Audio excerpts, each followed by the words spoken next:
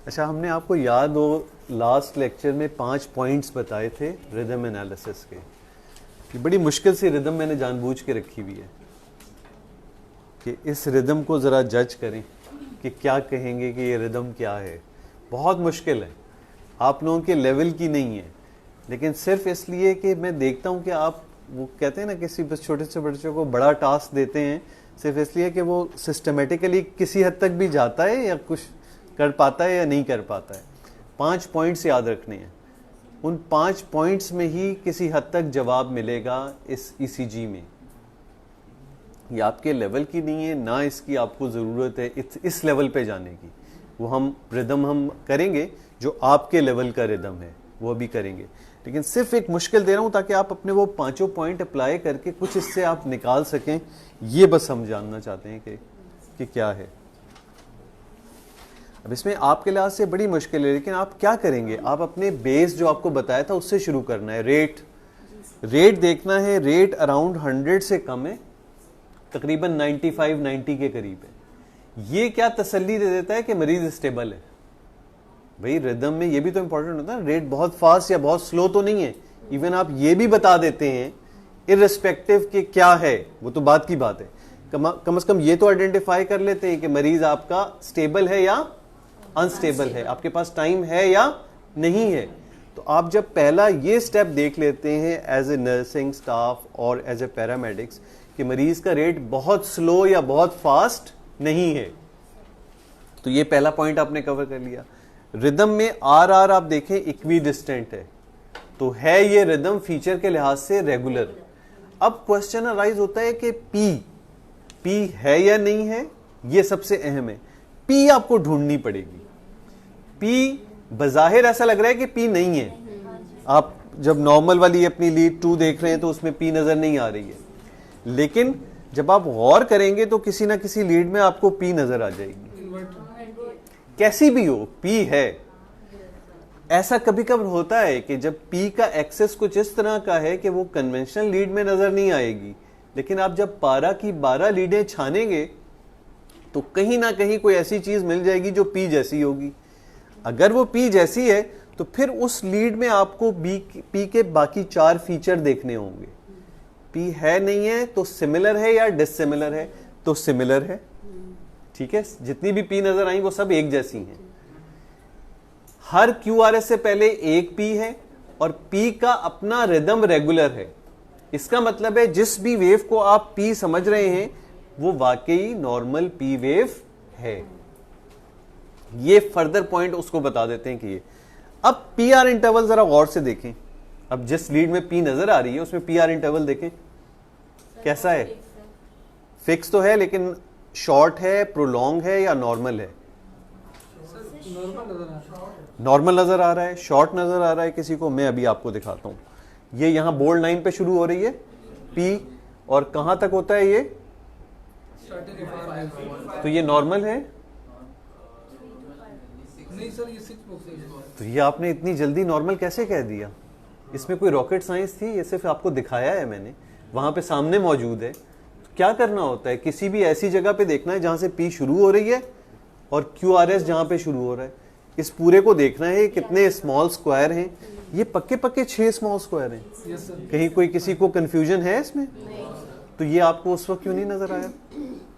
सिर्फ ये देखना था ना कि पी और आर का डिस्टेंस क्या है। जब आप खुद भी कह रहे हैं कि ये फिक्स है, तो जब फिक्स है तो हर जगह ये 6 ही होगा। देखिए यहां थोड़ा सा आगे से है तो यहां भी थोड़ा आगे हो गया, तो ये आराम से 6 स्मॉल स्क्वायर है। इसका मतलब क्या है कि ईसीजी आप मिस क्यों करते हैं? आप लॉजिकल सीक्वेंस में जाके चीजों को देखते बस ऊपर ऊपर से चाहते हैं फैसला करके बता दें कि ये है। सारा मसला ईसीजी रीडिंग का यही है कि जब तक कि आप जो पॉइंट्स आपको मैंने बताए, पॉइंट्स भी आपके जहन में थे, उस पॉइंट को आपने तरीके से अप्लाई नहीं किया। पहले आप पी ढूंढते तो पी भी मिल जाती, क्योंकि ये वाजे लग रही है बिल्कुल। अब जब मैंने आपको दिखाई तो आपको नजर आनी शुरू हो गई। फिर पी आर आपके किसी के नजदीक वो शॉर्ट था, किसी के नजदीक लॉन्ग था। हालांकि जब आपने खुद कैलकुलेशन करते हुए मैंने आपको दिखाया तो वो फिक्स और प्रोलॉन्ग है, क्योंकि इसमें आपने कैजुअली कह दिया कि भाई ठीक है, उसको लेके गिना नहीं, और गिनना भी हर में है। तब आप क्या कह सकें। दरवाजे को थोड़ा सा मेरे ख्याल खोल दें, वरना बीच में कहीं फिर ये बंद ना हो जाए हमारा सारा सिस्टम। ठीक, अब पी आर प्रोलॉन्ग है, उसके बाद हम क्या चीज देखते हैं, Q R S duration. Q R S कैसा है, ब्रॉड है, फैला हुआ है, narrow. Q R S normally narrow होता है, इसमें ब्रॉड है। अच्छा, अब इसमें देखें तो इसमें ब्रॉडनेस ऐसी लग रही है कि ये, आपको मैंने बताया था कि हमें यह सोचना होता है कंडक्शन कहां से शुरू हो रही है और कहां जा रही है। तो पी को देखते हुए तो लग रहा है कि ये शुरू तो साइनस नोड से ही हो रही है, पी आर पे थोड़ा सा डिले नॉर्मल से ज्यादा आ रहा है। क्यू आर एस ब्रॉड का मतलब यह है कि ये मसला ये नहीं है कि ये वेंट्रिकल से ही निकल रही हो, इसका मतलब है कि वेंट्रिकल के अंदर जाते हुए ये गड़बड़ हो रही है। तो इसका मतलब क्या है, ये बंडल ब्रांच ब्लॉक वाला मामला है। अगर किसी ब्रॉड कॉम्प्लेक्स के साथ पी भी हो, पी आर भी हो, सब कुछ हो, तो इसका मतलब है उसमें कंडक्शन तो साइनस से ही आती है, लेकिन नीचे जाके प्रॉब्लम आ रही है। तो अब इसका अगर हम आंसर देखें तो आंसर क्या बनता है, ये कहलाएगा sinus rhythm with first degree heart block and left bundle branch block.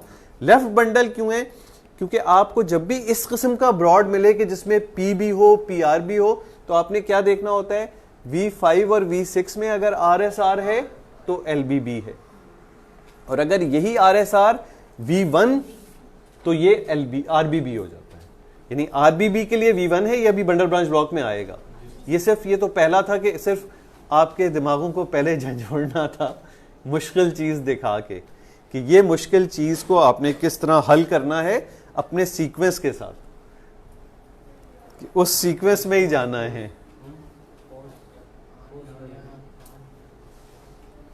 आज हमारी किस्मत जो है ना वो खराब है कि इसमें गड़बड़ी चलनी है।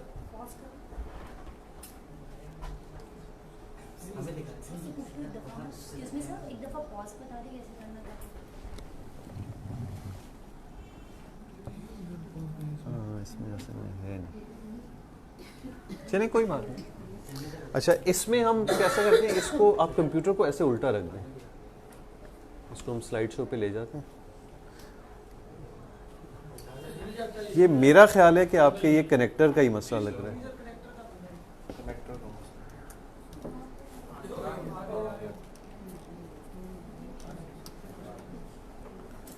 ऐसा कर लेते हैं जब तक ये कुछ आपको आइडिया इससे हो।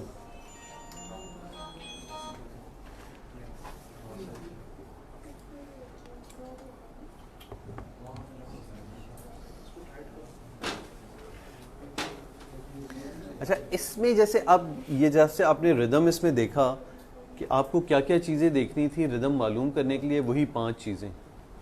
अच्छा, अब थोड़ा सा बैकग्राउंड में बता दूं। बैकग्राउंड हम पहले भी बता चुके हैं आपको कि नॉर्मल कंडक्शन किस तरह चलती है। ये देख लें इसमें, ये इसको देखने, कंप्यूटर की स्क्रीन को देख लें जब तक, ठीक है। नॉर्मल इम्पल्स कंडक्शन ये हम बता चुके हैं आपको, तो इसको हम क्विकली बस सिर्फ एक रिविजन के लिए आपको कह रहे हैं। Sinoatrial node, AV node, bundle of His, right bundle, left bundle, ठीक है। अच्छा, फिर इसके नतीजे में जो चीज़ें बनती हैं, ये भी कल उस दिन मैंने बता दी थी कि P wave, Q R S, ये सारी चीज़ें, कि P wave atrial depolarization, P R interval, AV node पे डिले, फिर बंडल ऑफ हिस, फिर वेंट्रिकल एक्टिवेशन उससे होती है। ये सारी चीज़ें आपको मैंने लास्ट क्लास में बताई थी, ये सिर्फ रिविजन हम कर रहे हैं। अब रिदम एनालिसिस के हमने उसूल बताए थे, तो इस पे हम अप्लाई करेंगे। अभी इस रिदम को आपने देखना है और बताना है मुझे। पहला उसूल क्या था, रेट। इसमें जरा रेट कैलकुलेट करें जी, किसी भी, जब आपको अपेरेंटली देखने में रेगुलर लग रहा हो तो फिर मेरा ख्याल है वो वाला सिंपल वाला फार्मूला अप्लाई कर लिया करें जी। 75 बहुत कैजुअल हैं आप अगर बोल रहे हैं इसको 75। वजह क्यों, क्योंकि आप गौर से देखें 3 लार्ज स्क्वायर और एक उससे ज्यादा 95, ठीक है। 100 होता तो पूरे 3 होते तो 100 होता, 3 से थोड़ा बढ़ गया तो इसका मतलब है 100 से कम हो गया तो 95 हो गया। इसका मैं एक और पैटर्न भी आपको बता देता हूं कि जब आप ब्रॉडली देखें तो ये देखें कि ये जो आर आर का डिस्टेंस है ये 5 लार्ज स्क्वायर से ज्यादा तो नहीं है। 5 लार्ज से ज्यादा अगर होगा तो इसका मतलब है रेट 60 से कम है। 5 से ज्यादा हो गया तो रेट 60 से कम है, और 3 से कम हो गया तो 100 से ज्यादा है। समझ में आई बात?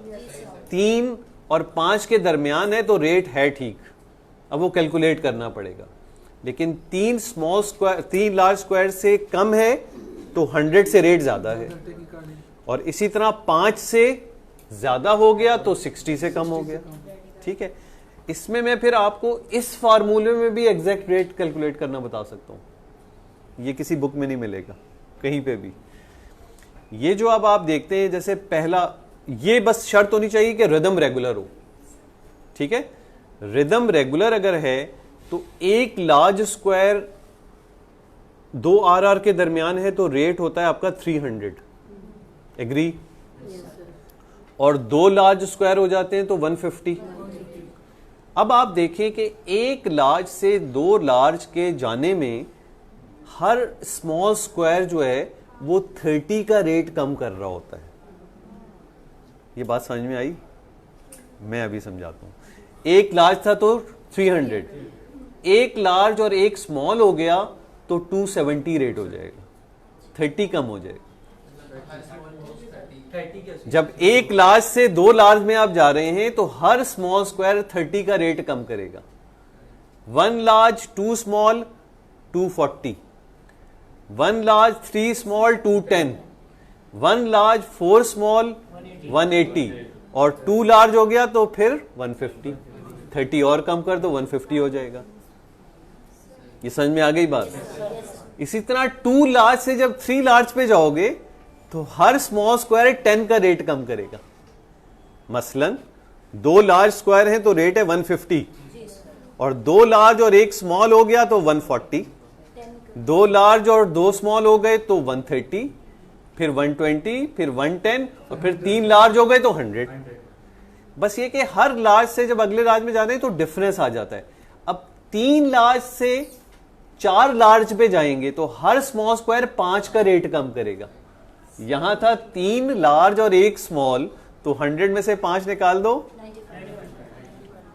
3 लार्ज और 2 स्मॉल होते तो 90, 3 लार्ज और 3 स्मॉल होते तो 85, 3 लार्ज और 4 स्मॉल होते तो 80, और 5 के 5 लार्ज हो गए और 4 लार्ज स्क्वायर बन गए तो 75।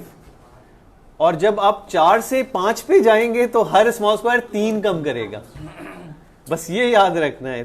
1 लार्ज से 2 लार्ज में जाते हैं तो 30, 2 लार्ज से 3 लार्ज में जाते हैं तो 10, 3 लार्ज से 4 में 5, 5 लार्ज से 3, और फिर 5 से 6 में जाए तो 2।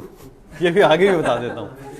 तो वो हम हैरान होते हैं कभी कभार, वो जूनियर को देखते हैं ना, उससे हम कहते हैं एग्जैक्ट रेट बताओ, क्योंकि एग्जैक्ट रेट तो आप जब भी बता सकते हैं जब आपका एग्जैक्ट 4 या 5 लार्ज स्क्वायर होते हैं, वरना आप एग्जैक्ट तो नहीं बता सकते ना। वो वाला एक फार्मूला बता रहा होता है 1500 से सारे स्मॉल स्क्वायर को, और फिर बैठ के निकालना शुरू करता है। मैं कहता हूं मैं तुम्हें अभी बताता हूं, मैंने लिया ठग बताया, उसने कैलकुलेट किया सेम आया। सर आपको कैसे पता? वो ऐसे पता कि इसकी भी कैलकुलेशन है, लेकिन ये कहीं किसी बुक में आपको नहीं मिलेगी। ये हमने उसी कॉन्सेप्ट से, जो रिदम का एक पैटर्न है, उसी हिसाब से बनाई हुई है, और आप जाके कैलकुलेट कर लीजिएगा। कुछ जो गलत हो जो मुझे बताइए, ये बिल्कुल एग्जैक्ट है कि आप देख के। लेकिन इसके लिए शर्त क्या है? आर इक्वी डिस्टेंट होना चाहिए। इररेगुलर हो गया तो फिर वही 6 सेकंड स्टेप वाला मामला आएगा, रेगुलर होगा तो ये काम हो सकेगा। ये हम वही कैलकुलेट रेट था तो 95 रेट हो गया। फिर क्या देखना था? दूसरा स्टेप, रिदम असेसमेंट का दूसरा स्टेप, रिदम आर कैसा है? तो आर कैसा है? बिल्कुल रेगुलर है आर। ये मैं क्यों बार बार रिपीट करा रहा हूं? सारी रिदम की कहानी इसी में है कि आपकी आंखें, दिमाग और ये 5 पॉइंट, इसके कोऑर्डिनेशन में हर ईसीजी को देख रही हैं। होता क्या है कि आप सोचते हैं, समझते हैं, लेकिन जब ईसीजी सामने आती है तो माउफ हो जाता है ज़हन, वो काम नहीं करता कि क्या करना है। उस वक्त सोचना है कि ये 5 पॉइंट्स अप्लाई करने हैं, और करने नहीं तो एक ईसीजी पकड़ के 2 आदमी बैठे, एक उसको याद कराए अभी पहले ये देखो, फिर ये देखो, फिर ये देखो, फिर ये देखो, फिर दूसरा उसको याद कराए कि ये देखो और ये देखो और ये देखो। और यहाँ तो इतनी सी चीज आपके पास है, हर तरह के रिदम है। मैं ज्यादा टाइम इस पे लगा रहा हूं कि बेसिक समझ में आ जाए कि रिदम देखने का पैटर्न क्या होता है। वो पैटर्न एक बार आपने सीख लिया, फिर आप सारे एरिथमियाज कॉन्सेप्ट से याद रखेंगे और कॉन्सेप्ट से ही पहचानेंगे, उसमें गलती नहीं होगी। और अच्छी बात ये होगी आप दूसरे को सिखा सकेंगे, क्योंकि जब कोई चीज कॉन्सेप्ट से आती है तो इंसान दूसरे को बता पाता है कि ये वाला रिदम इसलिए है। तो आप एक जरिया बन जाएंगे हमारे लिए सदका जारिया, कि दूसरों को बताएंगे तो उससे जो भी मरीज को फायदा होगा तो अल्टीमेटली वो फायदे का कुछ हिस्सा मुझे भी मिल जाएगा। तीसरा स्टेप पी के 4 पॉइंट्स थे, ठीक है। प्रेजेंट, एब्सेंट, सिमिलर, डिसिमिलर, ठीक है। पी का अपना रिदम कैसा है और पी हर क्यूआरएस से पहले एक है या नहीं है। फिर पीआर इंटरवल, और पीआर इंटरवल कहां कहां देखना है, हर उसमें देखना है। और फिर क्यूआरएस ड्यूरेशन। अब मैं इसको छोड़ देता हूं, ये हम कर चुके हैं। रिदम रेट के सारे फार्मूले आपको बता दिए हैं, सब कुछ कर दिया है। ये भी हम बता चुके हैं, आर इरेगुलरिटी, पी क्या देखते हैं। अब हम सीधे पजल्स पे आ रहे हैं। अब आपका काम होगा बताना कि ये क्या है। इस रिदम की हम समरी पे आ जाएं तो क्या था, रेट 90-95, रेगुलरिटी रेगुलर था, पी वेव्स के सारे फीचर नॉर्मल थे, पी आर इंटरवल हर जगह 3 स्मॉल स्क्वायर है, और क्यू आर एस नैरो है। ये 5 फीचर अगर किसी रिदम में हो तो उस रिदम को क्या कहते हैं, नॉर्मल साइनस रिदम। अब मुझे बताओ, ये 5 पॉइंट उस दिन भी मैंने कहा था, अब बताएं कि आप मिस कर सकते हैं किसी की नॉर्मेलिटी, यानी कॉन्फिडेंटली आप कह सकते हैं ना कि नॉर्मल है या नहीं है, जब आप किसी भी रिदम को इन 5 पॉइंट्स, अच्छा इनसे हट के कुछ भी हो रहा है तो इसका मतलब है एरिथमिया है। रेट बहुत फास्ट है या स्लो है, आर इर्रेगुलर है, पी वेव एब्सेंट लग रही है, सिमिलर नहीं है, या उसके 4 पॉइंट में कोई भी पी आर कहीं पे नॉर्मल नहीं है, क्यू आर एस नैरो नहीं है, तो एटलीस्ट आप ये 5 पॉइंट अप्लाई करके ये बता सकते हैं कि ये रिदम नॉर्मल साइनस है या शर्त ये है कि इसकी तस्बीह करनी है।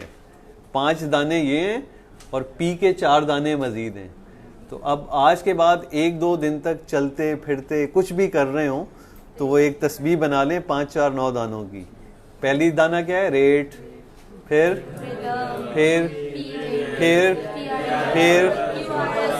पी आर, फिर क्यू आर एस ड्यूरेशन। और पी का 4 दाने क्या है further, P present absent, similar dissimilar, 1 before each Q R S, और पी का अपना रिदम। 5, 4, 9 चीजें बस। ये हर कोई सलाम के बाद एक दूसरे को क्या कहेगा, रेट, फिर वो दूसरा कहेगा रिदम। ये 2-3 दिन तक ये सारा चलेगा, इतना पक्का हो जाए कि बस इसके बाद फिर कोई आगे वही ना हो। अब हम आपसे पूछते हैं एरिथमियास, और आपने ये बताना होगा कि इसमें वो कौन सा फीचर है जो नॉर्मल साइनस से हटकर है। इन 5 पॉइंट से स्क्रीन करना है। और अब हम ऐसे चलेंगे लाइन वाइज यहां से, और आपको ना आए कोई बात नहीं, आप पास कर दें, पास, अगला फिर आएगा, ठीक है। अब इस रिदम को आपने असेस करना है शुरू से। पहला स्टेप क्या था, अप्लाई करें इस पे। पहला स्टेप पी, मैं खुद छलांग लगा दूंगा इतनी सब कुछ करने के बाद भी अगर पी है पहला स्टेप जी। रेट बताएं, अप्लाई करें, रफली एक रफ आइडिया दें जल्दी से रेट का, कि रेट कितना है जी। 90 रिदम की बात नहीं, पहले रेट तो सही बताएं। 90 नहीं है ये, मैं खुद परेशान हूं, सब कुछ हम इतना क्लियर बता चुके हैं, फिर भी 90 कैसे। करना क्या है, आर के दरमियान लार्ज स्क्वायर देखें, ये एक आर है, ये दूसरा आर है, तो ये तकरीबन 2 लार्ज और 1 स्मॉल है। 130 या 140 होगा, 140।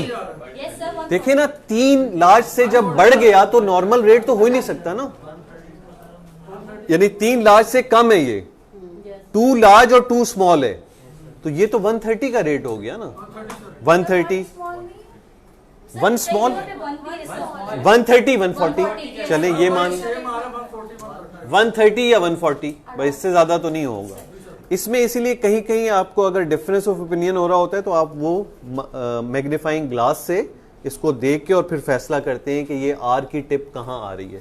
लेकिन इसमें एक जगह ऐसी है जहां आपको आइडिया हो रहा है, देखें ये एक इधर है और ये एक इधर है, तो ये पक्का बता रहा है कि 2 लार्ज और 2 स्मॉल है, 2 लार्ज और 1 स्मॉल नहीं है। ये देखें ना, ये देखें ये बोल्ड लाइन नजर आ रही है और ये बोल्ड लाइन नजर आ रही है, तो 2 लार्ज तो हो गए, उसके साथ ये एक स्मॉल इधर है और एक स्मॉल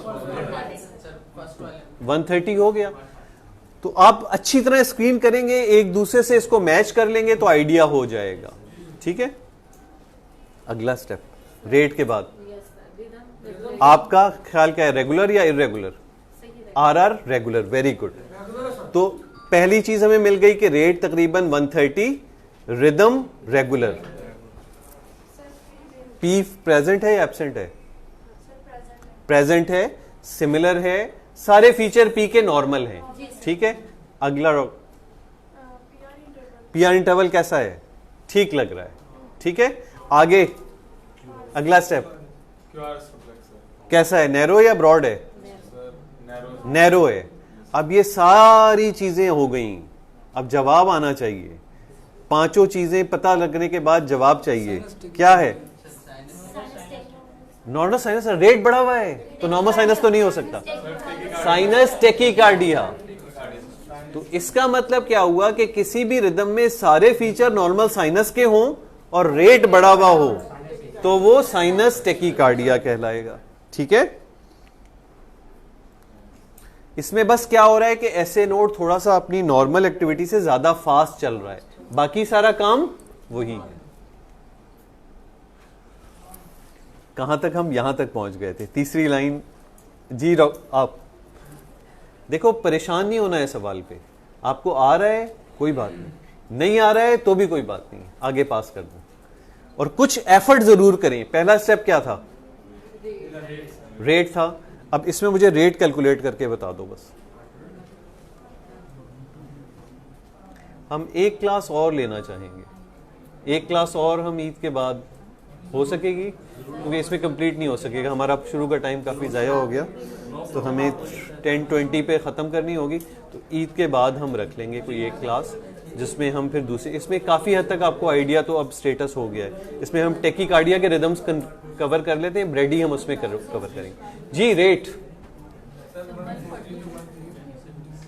इसमें थोड़ा सा देखो, यहां से ब्रॉड काउंट करना शुरू करो। ठीक है, 1 लार्ज और 3 स्मॉल, 1 लार्ज और 3 स्मॉल, 210। ठीक है, चलो गुड, एफर्ट की एटलीस्ट और क्लोज टू कंक्लूजन आ गए हम, एटलीस्ट सबको समझ में आना शुरू हो गया। रेट, अगला स्टेप क्या था? रिदम क्या है तुम्हारे ख्याल में? Regular, very good. RR equi distant है इसलिए ये रेगुलर है।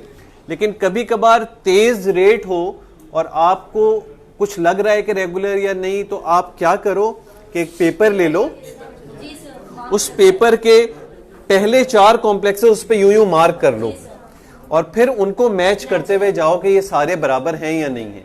कभी कभार बहुत ज्यादा फास्ट रेट में एपरेंटली देखने में लग रहा होता है रेगुलर, लेकिन वो होता नहीं है, तो इससे डबल चेक हो जाएगा कि ये रेगुलर है या नहीं है। लेकिन वेरी गुड। अगला, पी प्रेजेंट है या एब्सेंट है? कहां कहां? पी नहीं है, जो कुछ नजर आ रहा है वो पी नहीं है, क्योंकि वो पी के फीचर पूरे नहीं कर रही, तो इसका मतलब है पी एब्सेंट है, पी है ही नहीं। उसके बाद क्या था अगला स्टेप?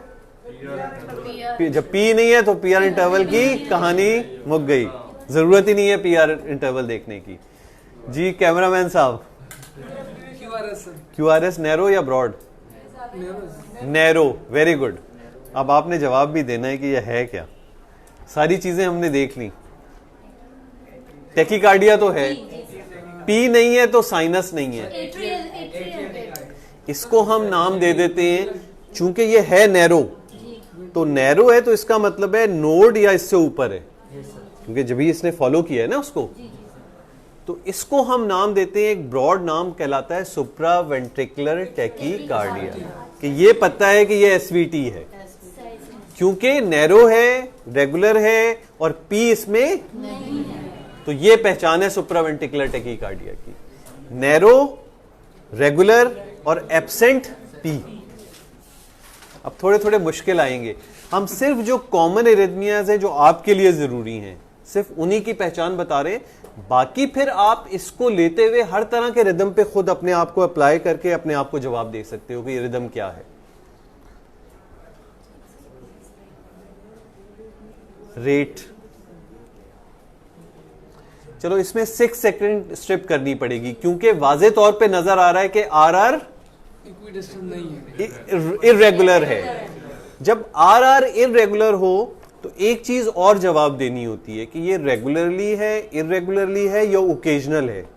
अभी आप देखेंगे इस हर तरह के आएंगे। सर ये रेगुलरली इरेगुलर है, ये इर्रेगुलरली इरेगुलर है, क्योंकि इसमें कोई पैटर्न आपको नजर नहीं आएगा। यहां से ये आई, फिर ये कुछ करीब आया, फिर ये दूर चला गया, फिर ये दूर लेकिन थोड़ा सा ज्यादा दूर, तो इर्रेगुलरली इरेगुलर है।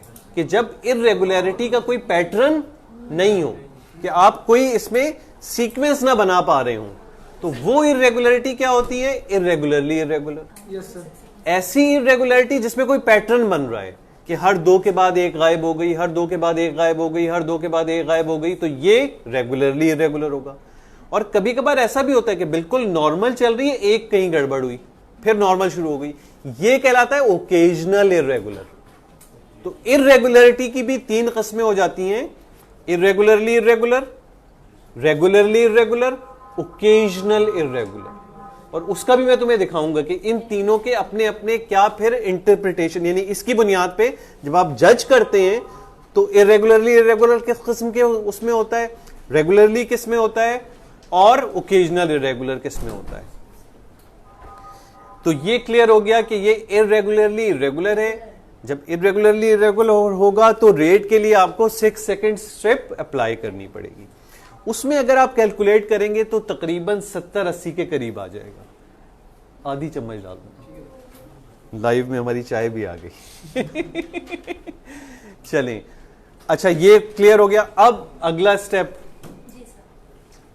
ये क्लियर है कि इरेगुलरली इरेगुलर, रेट हमने मांग लिया, चलो 80 के अराउंड होगा, क्योंकि बहुत फास्ट नहीं है, बहुत स्लो भी नहीं है। अगला स्टेप क्या था? पी प्रेजेंट है? नहीं सर, मैं कह रही हूं पी प्रेजेंट नहीं है सर,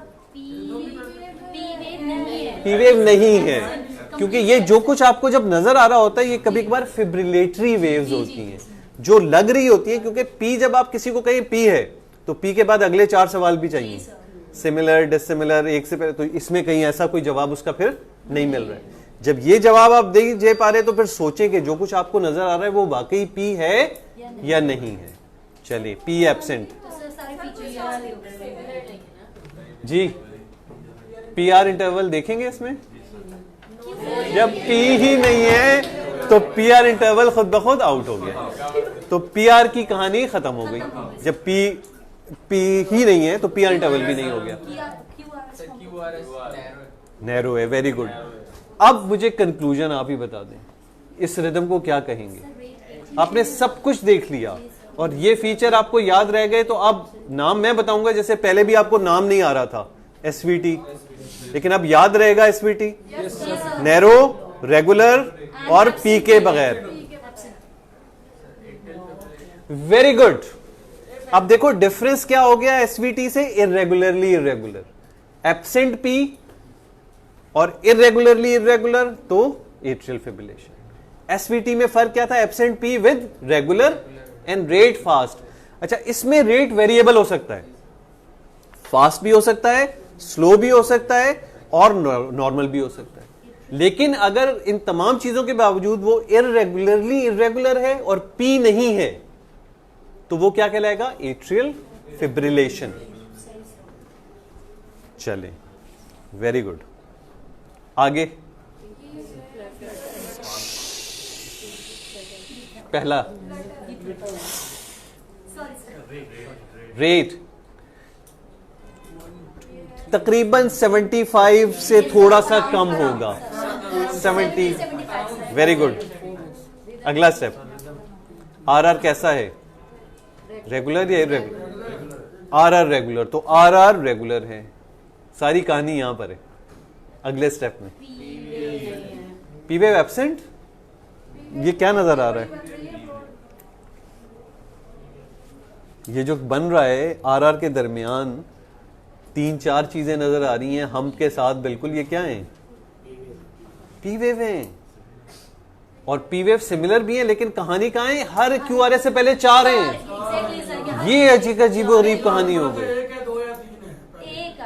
नॉर्मली तो 1 होनी चाहिए, हर क्यूआरएस से पहले 1 और टी होनी चाहिए। यहां टी गायब हो गई है इस पी के चक्कर में कि पी इतनी ज्यादा आ रही है, तो हर आरआर के दरमियान 4 पी वेव आ रही हैं और उसके बाद एक क्यूआरएस आता है, हर 4 और फिर क्यू है। ऐसा नॉर्मल साइनस में तो नहीं होता।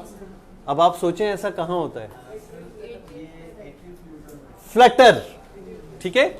इसमें और फिब्रिलेशन में फर्क क्या है? फिब्रिलेशन में एट्रिया का कोई पैटर्न नहीं है, मुख्तलिफ जगहों से फोकस निकलते हैं और एट्रिया को एक्टिवेट कर रहे हैं, इसलिए कोई वेव नहीं बना पाते। यहां क्या होता है कि एक कोई फोकस है जो साइनस नोड से हटके है, लेकिन वो फास्ट रेट पर बना रहा है, लेकिन फोकस एक ही है। इसकी वजह से वो रेट इतना तेज पी वेव बना रहा है कि वो सारी की सारी पी वेव एवी नोड से आगे जा ही नहीं सकती हैं।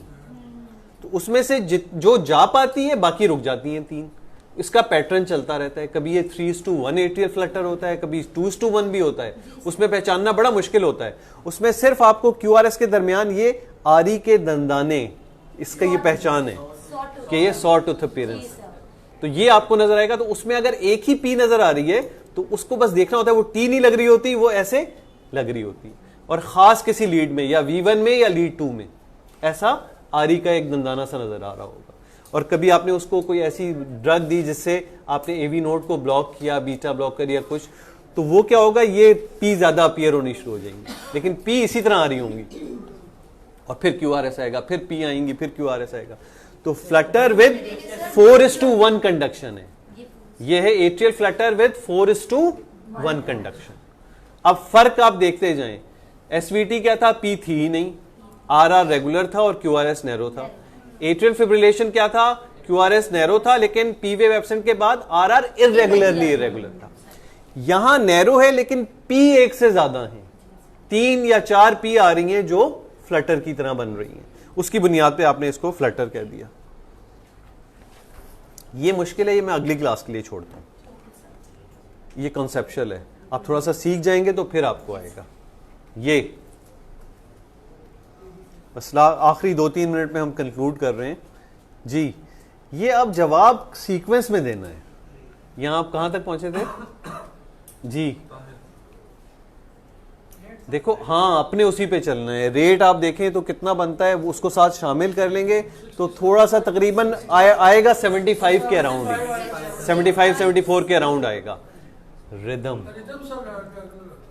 रेगुलर इरेगुलर में मैंने, रेगुलर है नहीं है तो रेगुलर इरेगुलर में मैंने आपको 3 फीचर बताए थे, irregularly irregular, regularly irregular, occasional irregular. Occasional irregular क्योंकि बाकी सारी चीजें ठीक, एक कहीं गड़बड़ आई तो ओकेजनल इरेगुलरिटी।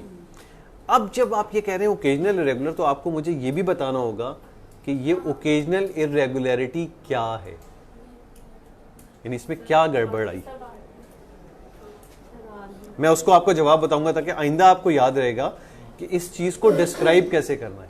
आपने पिक किया कि एक कोई चीज गड़बड़ नजर आ रही है, लेकिन ये जो गड़बड़ नजर आ रही है, जैसे मैं फोन पे होता हूं, मैं आपको पूछता हूं, हाँ बताएं क्या रिदम में गड़बड़ आ रही है? सर बस ओकेजनल इरेगुलर है। ये तो समझ में नहीं आएगा। ओकेजनल इरेगुलर में क्या हो रहा है, मुझे ये बताओ। अब मैं इसको बताता हूं आसान अल्फाज में। 1 2 3 4 5 6 सीक्वेंसेस बिल्कुल नॉर्मल आ रही हैं, साइनस है, उसकी हर चीज ठीक है। 7वां कॉम्प्लेक्स जो आ रहा है वो वक्त से पहले आया हुआ है, ऐसा है कि नहीं है? तो इरेगुलरिटी की कहानी यही होगी ना कि 7वां कॉम्प्लेक्स वक्त से पहले आया हुआ है और उसकी शक्ल अजीबोगरीब है कि 6 पुलिस वाले खड़े हैं तो एक कोई वो फौजी है, वो 6 से बिल्कुल अलग है। अलग भी ऐसा है कि ब्रॉड है और उसका कॉम्प्लेक्स डाउनवर्ड है, क्योंकि ये जवाब आपने QRS में तो देना है ना, ये तो इसको मैं कंक्लूड कर रहा हूं सारी बातों को। और उससे पहले कोई पी भी, कोई वाजे पी नहीं लग रही है जैसी बाकियों से पहले पी थी, ठीक है। तो इस रिदम में क्या इरेगुलरिटी है, 6 कॉम्प्लेक्सेस बिल्कुल नॉर्मल साइनस रिदम है, 7वां कॉम्प्लेक्स ऐसा है कि ना उससे पहले पी वेव है, वक्त से पहले आया हुआ है और अजीब ब्रॉड बिजार सा है, उसका कोई पैटर्न नहीं बन रहा है। क्या कहेंगे? नहीं, अब नाम क्या देंगे रिदम को? ये तो बहुत देखा होगा आप। नहीं, ये तो हो गया, फाइनल कंक्लूजन चाहिए कि सर ये रिदम ऐसा है, साइनस रिदम के साथ इसमें क्या आ रहा है? पीवीसीज। कहानी हो गई ना, प्रीमेच्योर और बीट वेंट्रिकुलर है, क्योंकि देखो ना ब्रॉड है, बिजार सी है, वो तो पैटर्न फॉलो ही नहीं कर रही, तो इसका मतलब है नोड से नीचे कहीं से निकली है। और इसका मैं तुम्हें पैटर्न बताऊंगा कि पीवीसी होती क्या है। तो मैं ख्याल आज यहाँ पे मैं थक गया। आपने कहा सर 6 के बाद 1 आ रहा है तो ये ओकेजनल इरेगुलर आया है। इन केस अगर मोर देन ये 2 कहीं पे भी आपको अगर रिदम में कहीं पे भी कोई ऐसी इरेगुलरिटी नजर आई जो नॉर्मल के साथ है तो वो ओकेजनल ही कहलाएगी। तो सर ओकेजनल उसे रेगुलर करेंगे या फिर ओकेजनल इरेगुलर? अगर मोर देन 2 हो जाती है ओकेजनल इरेगुलर का मतलब ही यही है कि ज्यादातर रेगुलर है और कभी इरेगुलर है, तो उसका मतलब ही यही होगा। ठीक है, तो आज इसको एंड करते हैं, लाइट्स ऑन कर दें, ठीक है। मुझे कोई पानी पिला दे, चाय तो बेचारे ने ला के रख दी है। अब ये मेरी मेहनत जाया नहीं करनी है। जहां तक हमने पढ़ा, कितने लोगों ने वीडियो जाके देखी? सर हमने तो क्लास में योगा वाली भी देखी। ओ तेरी, अभी ECG से अभी बाहर नहीं निकलना है इन 3 दिनों में। ईद की छुट्टियां आएंगी,